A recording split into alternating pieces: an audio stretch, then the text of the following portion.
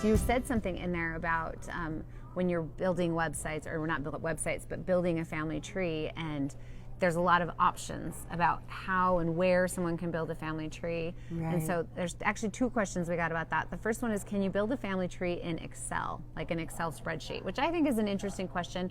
Not something I'd ever considered building in there, but as our expert researcher, what would you recommend on that? So actually, when you build a family tree, you want to build it in a place that you can then take that tree and share it with other people. Or maybe you build it on one website and then you want to upload it to another website because you've done your DNA testing there.